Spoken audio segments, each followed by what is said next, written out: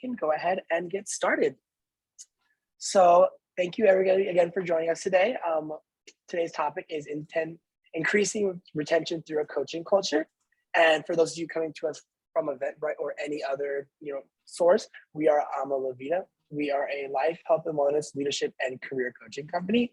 And my name is Justice, and I am a relationship strategist on that team. And what that means is when you decide to have a conversation with someone on a team, chances are you'll end up on one of our calendars, and we'll have a half-hour discussion on what your current situation is, what goals you're trying to achieve, and we're going to make a recommendation of a coach or coaches on our team that we think would be most appropriately suited to help you accomplish those, given their particular backgrounds, personalities, and skill sets. So with all that being said, if anybody has anything in front of mind they would like to go ahead and get on the calendar, it is first come, first serve, but I did just put the link right there, and I'd be more than happy to have a conversation with you guys. Yes, happy Wellness Wednesday. We love that. But with that being said, Laura, the floor is yours. I'm going to hand it over to you. Terrific. Thank you so much. I appreciate it.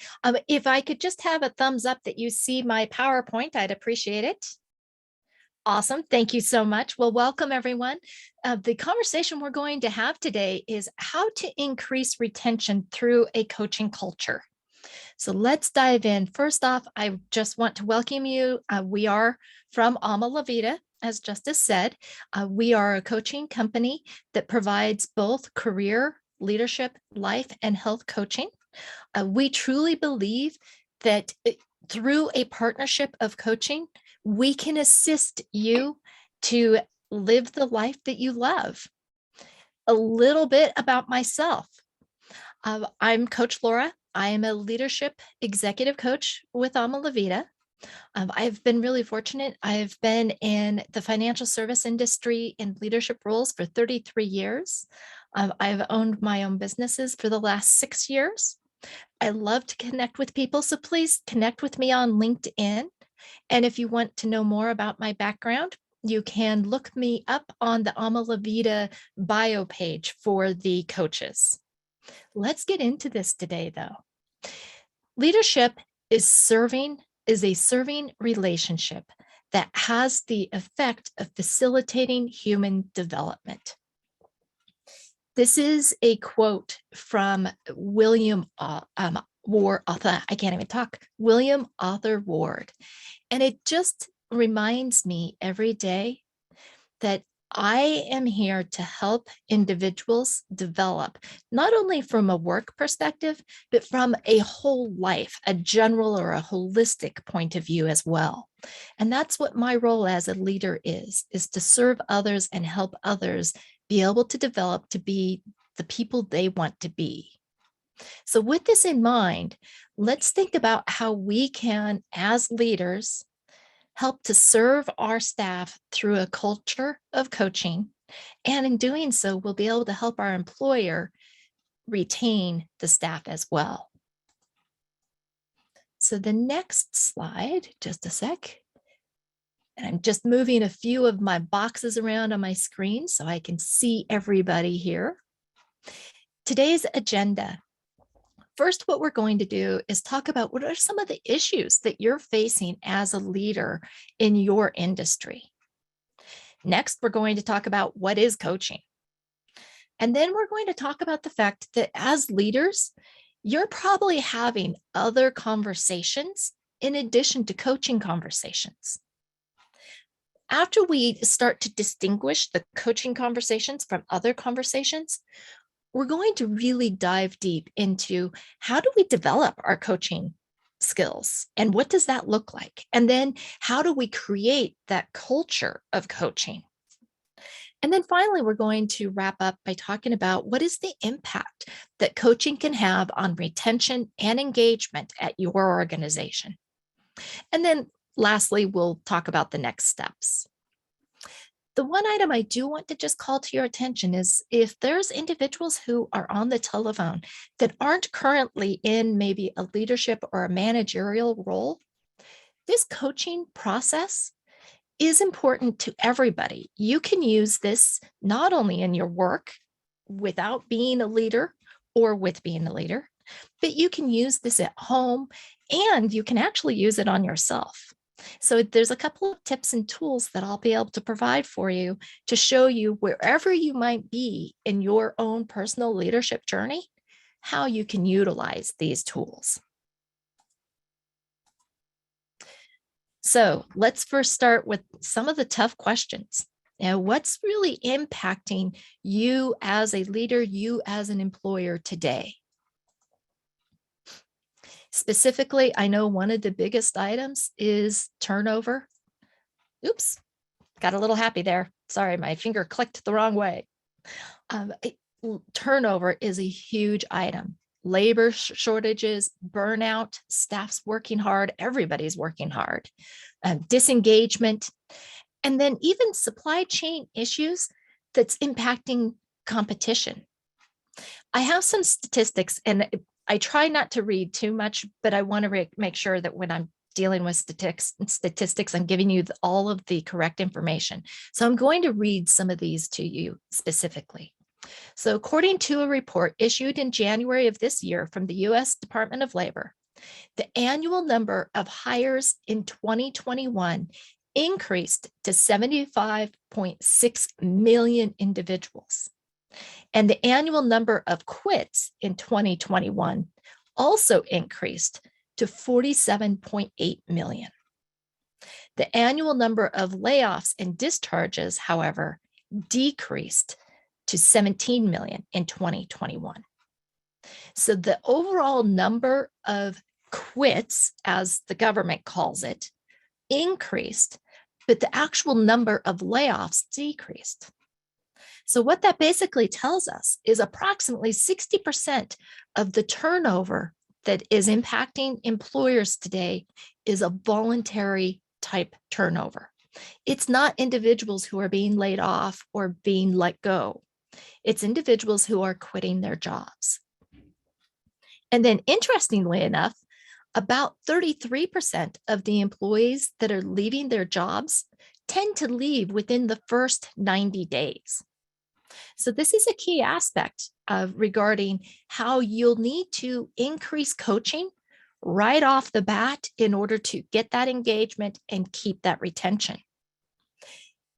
In September of 2021, this is a huge number that I just thought would be definitely relevant to our conversation. 4.4 million people quit their jobs. And as I said, that was just in September. So we've all experienced this. Some of the items that we want to talk about today, though, is through a coaching culture, how can our efforts decrease some of the impact that you're feeling? So what is coaching? If you could, this is going to be very interactive. I love being able to have engagement from everyone.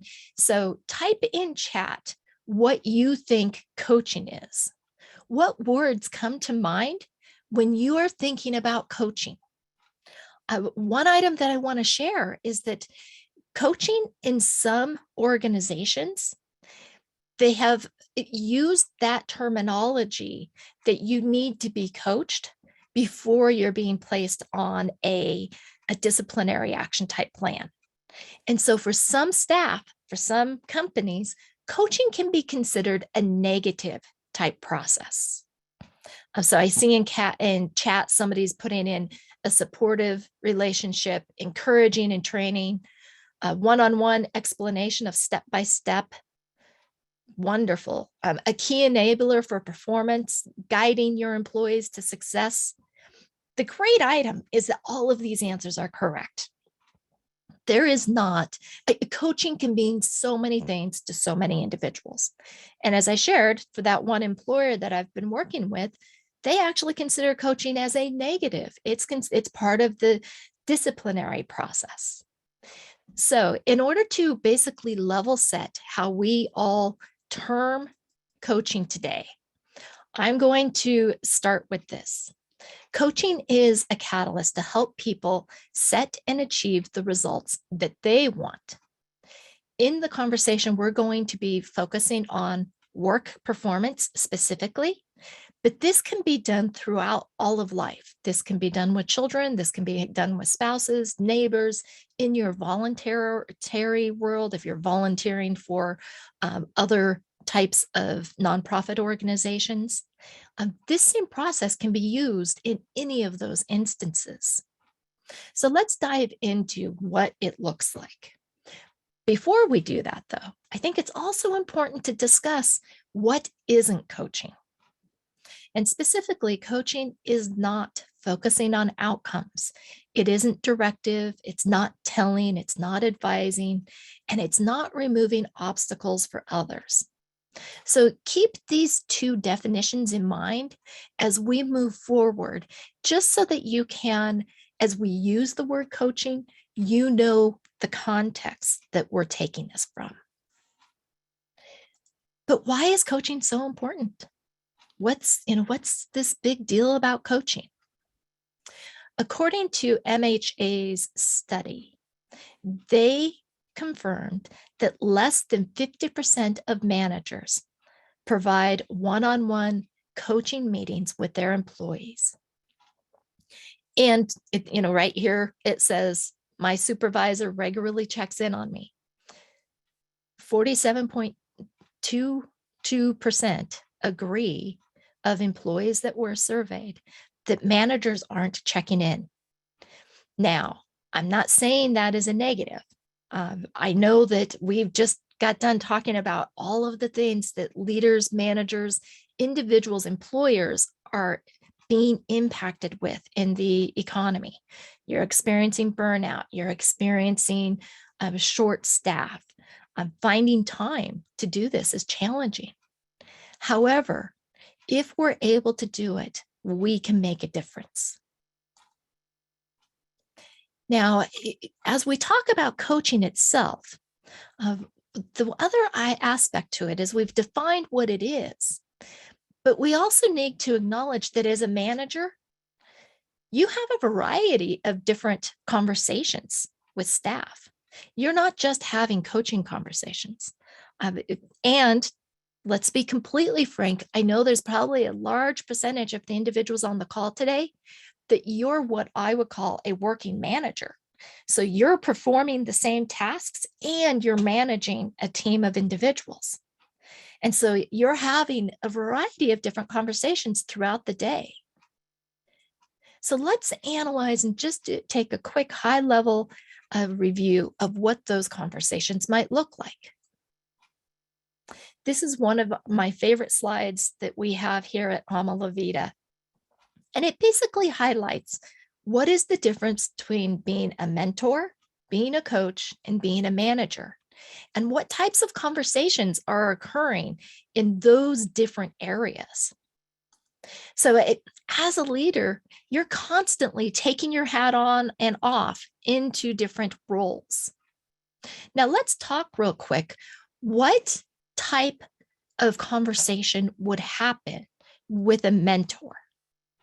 So a mentor, you might use this conversation when you're helping another employee from a different department be able to roll out a new process. And what you might be doing is sharing ideas with that individual about best practices for rolling out that new process. So you're mentoring them. You're probably potentially giving them some ideas. So you're sharing, you might be giving advice, but you're also allowing them the room to grow and to experiment with different situations, different solutions. So when do you think a mentorship process would be key or a good conversation for you to have? Go ahead and type in chat when you think you might need to use this type of conversation. While we're waiting for responses in chat, I'm going to go ahead and let's just talk real quick about managing. A managing conversation, an example of it might be when a client comes in and says they need to push the due date and it needs to be done by the end of the month rather than 2 months from now. In this situation, you as a manager, you're going to need to move into a managing type conversation with your staff. You may be assigning tasks to them now rather than asking questions, getting feedback, asking for input. You may be providing more direction to them. Now, let's see here. Somebody in the chat, people are starting to put in conversation regarding when might you use the mentorship type of conversation. Might be a good instance when you would use insight to help employees become effective. Possibly when there isn't a need to hold someone accountable for an outcome. That's a great example. When an employee is having some challenges, new employees or newly promoted employees, that could be another good example. So when you're moving into this management type of conversation, what type of individuals or when might you be using that type of conversation? Once again, while people are entering that into chat, let's just give a quick example of the coaching, when you're going to use the coaching conversation. A prime example of using a coaching conversation is when your employee might be interested in applying for a team lead role that's in another department. And in this process, you're going to ask questions regarding what actions they may need to take in order to be ready for that role. That would be a great example of coaching. And I absolutely loved Amy put in chat that a time that you would use managing conversations is when performance standards aren't being met. And that is a true statement. That is critical. You have to change your hat and have a manager type of conversation in that situation. When you need to establish structure, accountability, expectations, great input there. Thank you. One of the items when I think of managing, it's in an emergency situation. There's an old saying, you can't coach an individual outside to get out of a burning building. You have to manage that situation. They need to run. You need to get them in action mode. So you all are correct. It's when you're needing them to take action and you need to direct them. That's when you're going to be in a managing conversation. So we've talked a little bit about the coaching conversation and when you might use it. Before we dive too much further into coaching, I do want to share the next slide regarding conversations that you shouldn't have. And this probably goes without saying, but I always at least like to bring it up because once again, as managers, leaders, we're faced with a variety of different things. And there are times our staff, our employees, co-workers, staff from other departments come to us and they're presenting things that we as a coach, we as a leader probably shouldn't get involved in. So when these types of things, these conversations come up, it's always a good idea to have the reference tools in the back of your mind, know what your employer's employee assistance program may be, or know what the protocol is for your company on when things come up that you really shouldn't be handling. Maybe you need to refer them to HR. So just knowing what the resources are for individuals when the conversations come up, that's key as well. But let's get back to coaching. How do we develop the coaching skills? What steps do we need to take? I'm going to take you through a process that I've used and you can use yourself on being able to develop coaching skills. So first off, coaching conversations. There's a couple of different coaching conversations. One conversation is a solved. And I should say there's just overall a couple of conversations. Another example is empowered. So let me give you some specifics about this, and then I'm going to ask for your engagement. I want you to type in chat ideas that you might have. I've recently had a client share with me a circumstance where, and she was sharing with me the conversation. The employee was with a customer at the time, and it was escalating. The customer was becoming visibly frustrated.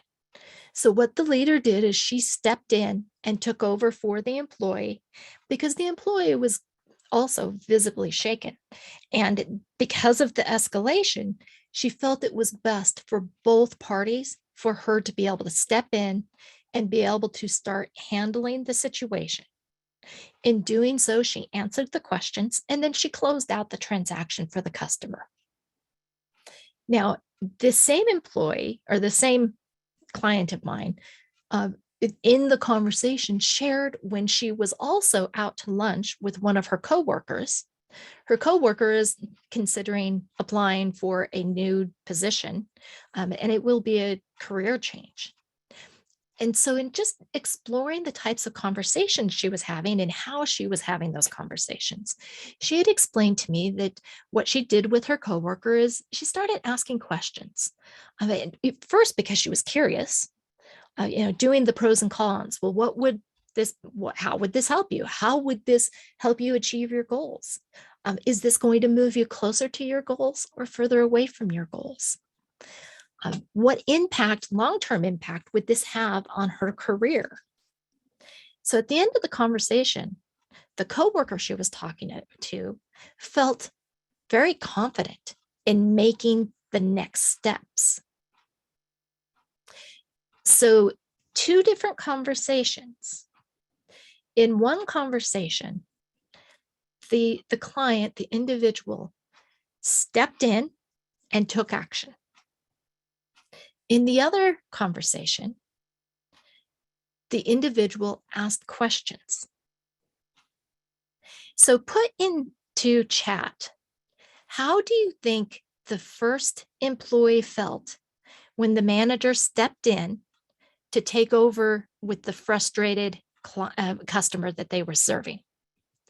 What ideas do you think that person might have been feeling or thinking at that point in time? Might have felt relieved. I agree. Because if I'm not sure how to answer questions, and yet the customer is getting agitated and I can't figure out how to calm them down, having somebody support me through that is probably going to give me some relief. One in person also said, though possibly railroaded, but they might have also felt like they were being stepped over. So let me ask you this question. What do you think the employee learned in that situation? If the manager did not trust her to manage the situation, I think that's great, because you've identified, is it possible that there's a trust, maybe left with feelings of being inadequate? Perfect. So you can see that sometimes by solving a situation, these are the impacts that we're having. Now let's think about the empowered situation. In the empowered situation, how do you feel that coworker felt when she walked away from the conversation? I did like also, there was a comment, my manager has my back in tough conversations. That's a very true statement as well. So there are times when you need to have those manager type conversations. Now, in the empowered escalate situation was handled by somebody who was higher in authority to make a decision. That is a good point as well.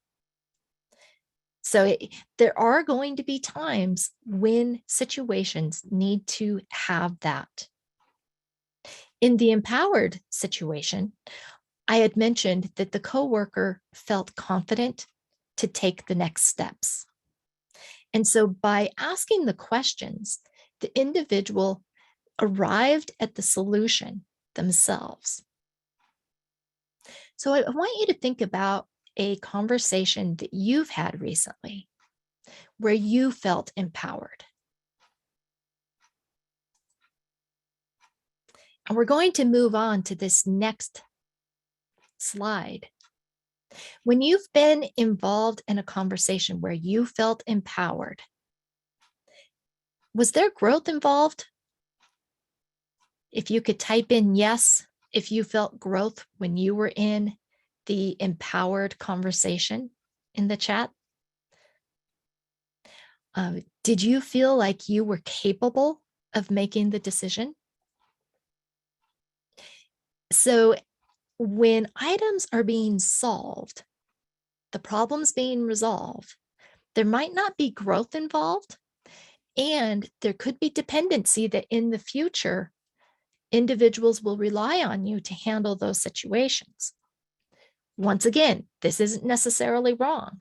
We all need to have expectations and what I always call guardrails on where the authority to make decisions starts and stops.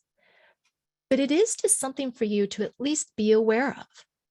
When you're able to have empowered conversations, individuals are learning and they're being able to feel confident in their abilities to make future decisions. So, one more step. So, as we've walked through these examples, which one do you feel has the greatest future impact? Having a conversation where you solve or fix the situation, or having a conversation where you empower the individual? So, if you think that empowered is the one with the greatest future impact, type a 1 into the chat.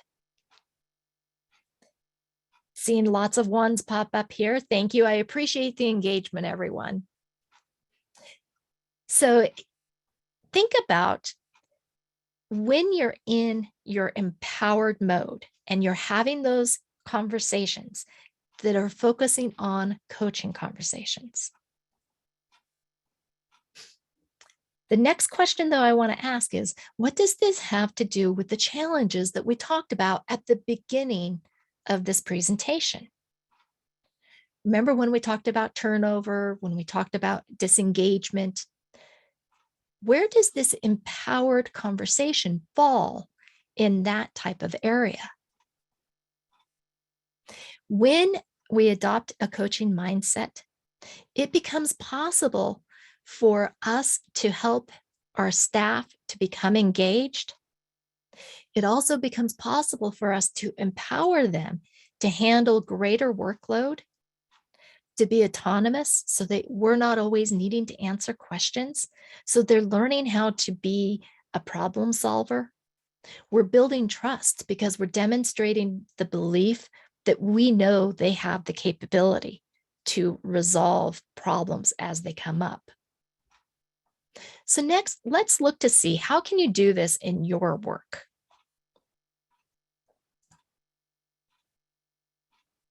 So we're going to talk about how you create a coaching culture at your industry, in your employer. The most important item is that you need to identify opportunities. When do these types of items come up so that you would have the opportunity to coach individuals? And most of the way you can identify is when employees come to you and they say, I'm feeling frustrated. Maybe they're saying, I can't seem to figure out whatever, or I don't know how to deal with this problem, this situation, or I'm confused. I'm confused on where we're going. I'm confused about how the department is going to be organized in the future. All of those questions or all of those statements that start with these types of words, when you hear them, you should know I may need to switch into my coaching role at this point. But it's important to remember, not all opportunities are prime examples of coaching opportunities. So sometimes you may have to evaluate. And sometimes this also might come into play based on the situation. If you were in one of those emergency situations where, as we spoke of earlier, the customer has pushed the deadline and things need to get done, and somebody says, I'm confused about why they're pushing this forward, this might not be the time that you can afford to have a coaching conversation. You may have to say, I'll address this later and I'll help you understand later. However, right now, I'm going to assign this task because this needs to get done in order for us to achieve the result, the outcome that we need. The important item, though, is that you circle back when there is a good time to then close the gap and say, let's discuss. I know you were confused why the customer did this and why the decisions needed to be made. Let me explain the details behind it, and let me show you the logic or the process that was used to make the decisions that brought us there. Now, in the future, would you be able to handle those types of things? That's what a coaching conversation might look like. So let's then move on. Creating a culture of coaching starts with asking powerful questions. As a trained coach, powerful questions is one of the key attributes, one of the key skills that I use. It's not the only skill, but it is one of them. Now, you can use the same type of skills when you're at work. As I said, though, even to yourself, for yourself, when you're working with a nonprofit volunteer position, these are skills that you can use in a variety of situations to help you be able to empower individuals to be able to solve problems. Some of the most effective questions to use are going to be simple, direct, open-ended conversation questions. Normally, they're going to start with who, what, when, where, or how. On the screen, there's a variety of different questions that might be perfect to use as powerful questions. You might want to be able to ask, what is one thing that's holding you back? If one of your employees says that they're frustrated that they're not getting promoted, you might need to ask them, what might be most helpful for you right now? If they're saying that they're confused on what the next steps need to be. You might need to ask, how will you proceed from here? If they're not quite clear on what their next steps need to be. The one item you will notice, however, is that there isn't a why in the question list. And the reason being is that why is rarely used because sometimes it can accidentally come off as accusatory. When you use why, you focus the conversation on the individual's possible solution or the individual's behavior, as opposed to trying to find solutions. So let me give you an example. If an individual came to you and they were frustrated because you had to change, maybe you had to change a process of some sort. And they come to you and they say, they're expressing this frustration. I'm frustrated by this new process. And you ask them, why is it so hard for you to get over this?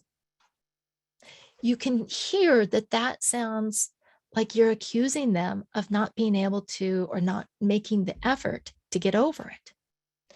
But instead, maybe you could say, what will help you to get past this?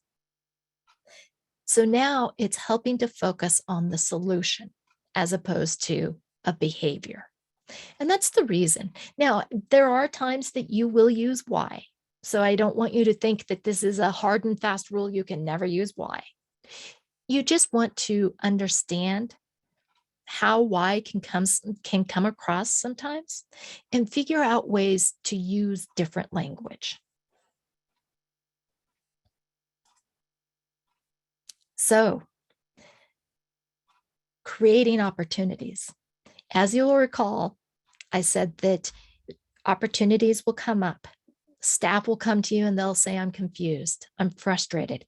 That's when coaching opportunities are prime. And that's when you can start asking some of the questions.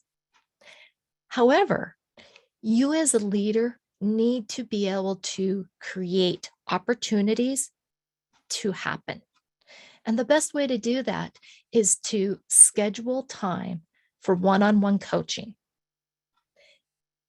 Great leaders take the time to schedule this, but more importantly, they ensure it gets done. Because as we know, just because it's on the calendar doesn't mean it always gets done. But the old saying, plan your work and work your plan. Stick to what you're going to say you're doing. Have the coaching conversations. Now think of an interaction that you've had over the last couple of weeks. Are there times that you could have taken the empowered mode type approach? Are there times that you wish somebody else would have taken that type of approach with you? Type in your chat, yes, if you've experienced something over the last week or so that you think would really have benefited from this type of coaching mode or this type of conversation mode instead of how it came across. It might be an example of you having a conversation with somebody else, or it might be a conversation of having a conversation with you, your boss, or someone else having a conversation with you.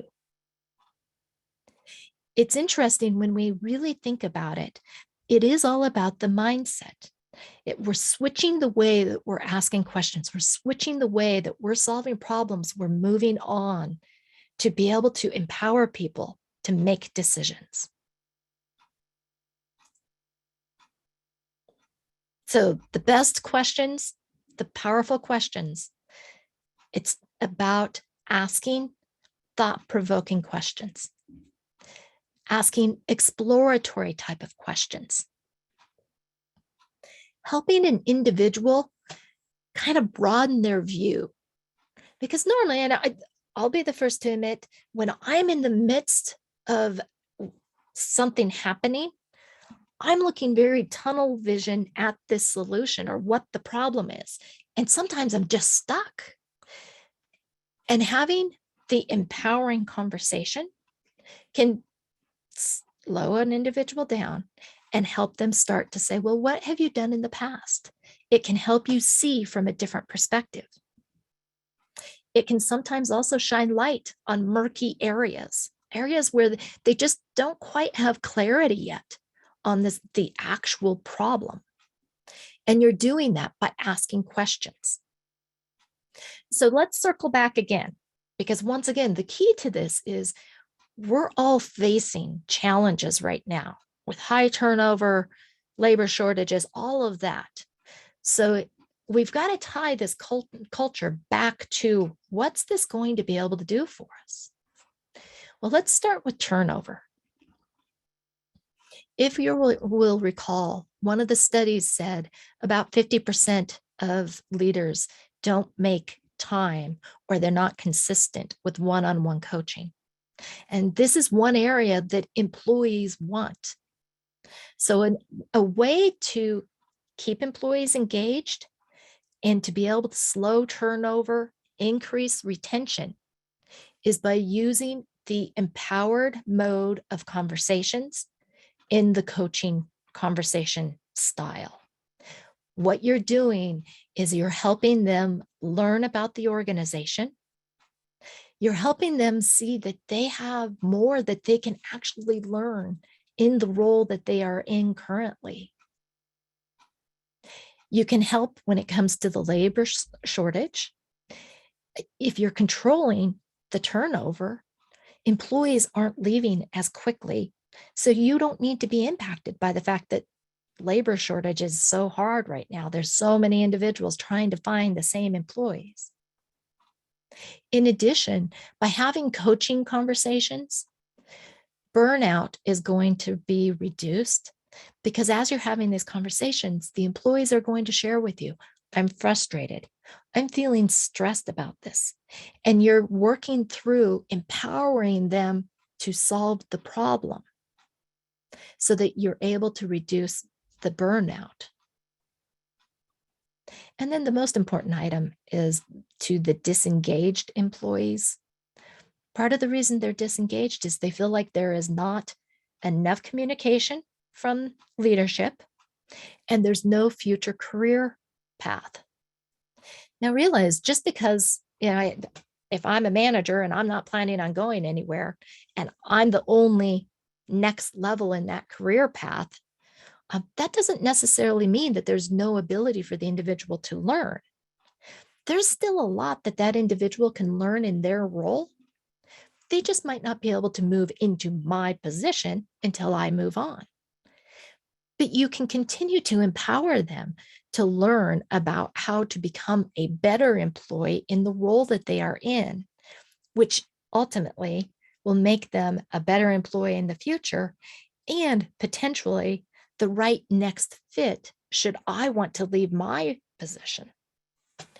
So, using this empowered mode of conversation and creating this coaching culture really does address many of the situations that we were concerned about back at the very beginning of this presentation.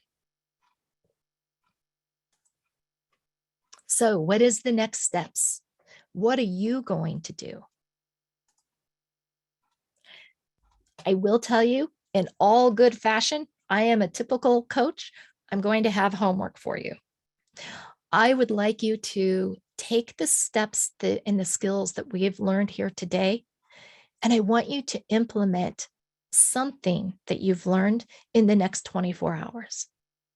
It is proven that if you implement it within the next 24 hours, chances are you're going to retain it and use it more in the future. What I would like is if you could put into chat, what's one thing that you're going to start doing based off of what you've learned here today of a coaching culture. The other item I do want to share as we're waiting for the chat items to come in is that if you try something and you start to have a struggle, please feel free to reach out to me. I'm always available. You can email me. My email is available. I'm on LinkedIn. I would be happy to just be able to have a conversation. Hey, I tried this powerful question and it didn't get the result I wanted. Let me be able to give you some ideas on how to use it so that you can be able to achieve what you want to achieve. Now, I'm seeing a lot of the chat coming in, some of the items asking, what have you done in the past? It pulls on the staff's previous experience. That is a great item. And it's so true because it also pulls on their confidence because what they've done in the past, if it was successful, that's what they'll remember. And so you can say, hey, look, it worked in that situation. Why won't it work in this situation? Or will it work in this situation? Listening for questions, adding the additional one-on-one conversations, great. Ensuring that you're performing reviews consistently, that's key. And that is one item I didn't include in this. As you have coaching conversations, it really does create the documentation and or the basis that you'll be able to use for future evaluations. So this does, in the end, save time. Create opportunities, encourage your supervisors. Great input. Thank you so much. I really appreciate it. Asking more open-ended questions. Fabulous. That's a great one. So wrapping up, please, at the top, you see my email. I would love to be able to hear from you if you have questions. In meanwhile, I'm going to turn it over to Justice. Thank you. Thank you so much, Laura, for your time today. Laura, I know you have a couple spots left open for some clients yourself. If you want to touch on a few other areas that you like to coach in with your clients besides what you covered in this topic. Definitely. And actually, it almost goes hand in hand with this. There's two top items that I love to coach with individuals on. First is time management, which this is critical when we're trying to find time to be able to do these types of conversations. So I do quite a bit of coaching with clients to help them be able to tame, shall I say, their calendars. The other item I like to focus on is delegation, because the more you can delegate your work, the more time you will have to be able to dedicate to coaching. The more time you can dedicate to coaching, the more engaged your staff will be. Thank you so much. So I'm going to redrop our console link as well as the link to our website. If anybody wants to poke around there and see some of the other coaches we have, or just learn a little bit more about us. Keep in mind that if you do come to us from this event, you do get your first session free. So something to consider as you're thinking through budget and things like that. But with that being said, we can now open the floor up to the question and answer section. Feel free to come off of mute to ask your question out loud if you're comfortable, or feel free to write them in the chat and I will read them to Laura. But with the time that we have left, the floor is up to anybody who wants to ask a question. I will just take a moment while we're waiting for either someone to come off mute or to type in chat. Somebody did say that delegation would be a great topic. And I agree, delegation is a huge piece of how this all works together. Good afternoon.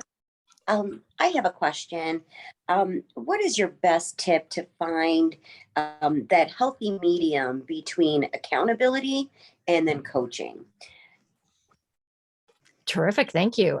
So the best tip of being able to balance accountability and coaching, it's really to be able to understand that in the coaching conversation, what you're doing is empowering the individual to be able to answer and solve their own problem.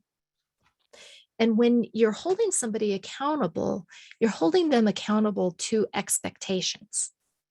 Now, in the coaching conversation, you may have some accountability questions.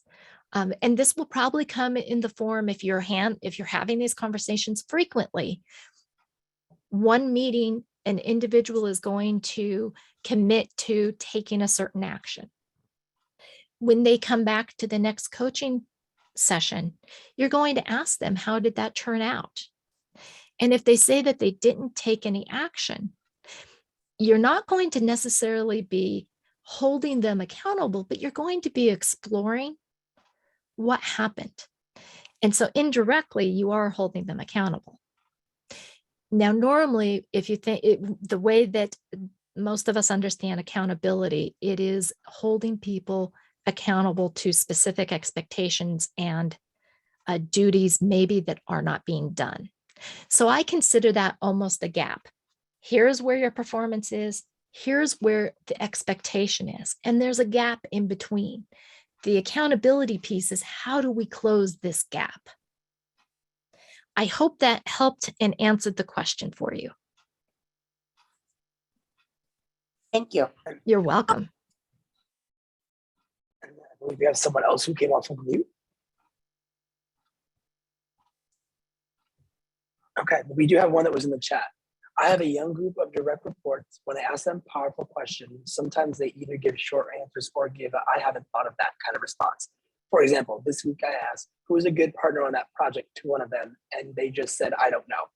And we looked at each other. I toggled to suggesting some names in the solve mode, but then struggled to get back to empowering. I feel like I'm asking PQs incorrectly, or maybe it's just too new of an idea that a leader would ask them these things. Are there ways you recommend leveling up people who don't know how to answer / need coaching on how to answer coaching questions? Beautiful question. Absolutely love it. Thank you for bringing it up. So first off, I want to congratulate you and really recognize the fact that you are trying to have those powerful conversations. You're using powerful questions. You're holding those coaching conversations. Excellent job. And yes, there are going to be times that employees, they're not used to you, or basically they're not used to leaders asking them these questions. Earlier this week, I do believe I had shared an example with somebody. If you think about it, here in America, through our school system, we are fed information. We're told, next step is to answer this question. Next step is to do this. And then slowly you're progressing through the different grades to the end where you graduate and it's like, congratulations, you got the piece of paper.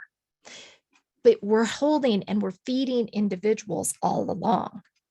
So once individuals get out into the work world, sometimes they have never really been asked to think independently on how to answer some of these questions. So you are going to need to work with them.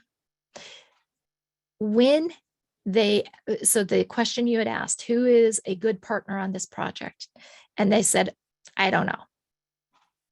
I would encourage you to enjoy the silence, which I know is very difficult, but embrace the silence. Give them a little while to think about it.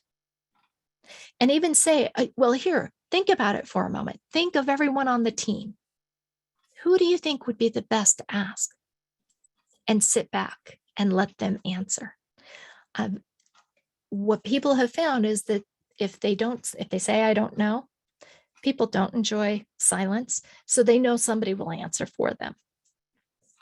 But let them take the responsibility. And then if they still, after a while, it's like, wow, I don't know. Okay, well, why don't you share with me what characteristic would be important to help in this problem? Or what skill set would a person need for you to be able to bring into this equation to help solve this problem? Do your best to ask another question and keep probing. You are correct, though. Some employees, they haven't been taught this. And so you'll need to continue to ask questions. And I have actually had a mentor once when I'm like, well, I don't know what the answer is. I'm stuck. She looked me in the eye and she said, if you did know the answer, what would it be? And the question was just enough to catch me off guard to go like, well, I guess the answer would be X.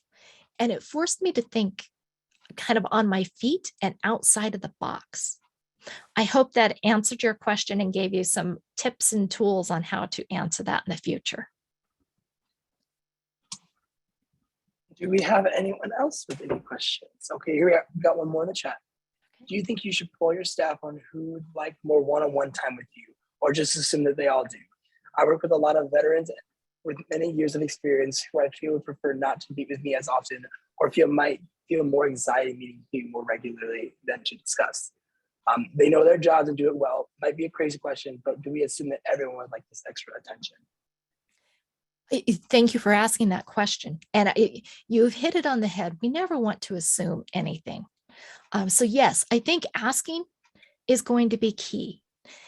However, even in a veteran or an individual who has been in their role for many, many years, I'm sure there's still more skills that individual could learn. Maybe it isn't specific job skills, or it's, I should say, tasks. Maybe it's not, how to actually perform the task. Maybe it's more so in how can you become the leader of the team? How can you demonstrate to others? Or would they be willing to step up and run a meeting for you to demonstrate their skill sets in this area? I do agree with you. You never want to assume, and you don't want to put them in a position that they're not necessarily comfortable with. But I do believe you should have ongoing coaching calls or coaching conversations about how to help that individual continue to grow in whatever realm it may be. An example I can give is from my previous work. One of my managers had a situation where one of her employees really wanted to go into a different department. And even though she was coaching this individual, senior level person in her current role, she started coaching regarding the future position she wanted to go into, accounting. What kind of skill sets would be needed there? And what steps do you need to take in order to get over to that department? And ultimately, it was you would need to go back to school, and she was able to go back to school nights, and then she was able to transfer over to that position. So I wouldn't necessarily assume, but I would definitely think that there's a way to have a coaching conversation with everybody. Any other questions out there? Oh, While we're Laura, I waiting here just for- chimed in. Oh, sorry. No, go, please go ahead. Please go Sorry, ahead. Justice. I just chimed in that I started holding office hours because I was curious about that too. Do some of my directs need more one-on-one time? And ultimately creating a different venue, they're able to have more of that face time on things that are related a little bit more to our day-to-day work versus more of the professional development time. So that's helped to, I think, space out some of the times they need me versus waiting until a weekly occurrence. So that's just something that might help. We are client facing, so it's very much client work, but I'm sure you could showcase it in lots of different ways. Wonderful recommendation. Thank you so much, Amy. And Yes. it's great seeing you here today. You too. Laura's my coach, everybody. Highly recommend. Thank you. So if anyone has any interest in future events or previous events with Laura or any of the other leadership coaches on our team, I did drop the YouTube channel page as well as the Eventbrite page if you want to check those out. But with all that being said, if there's no other questions, Laura, thank you so much for your time today. And we appreciate everyone spending some time with you and us. And we really hope to see you at future events. Thank you, everyone. Greatly All right. appreciate it. Enjoy the rest of your Wednesday. Goodbye, everyone. Take care. Thank you so much.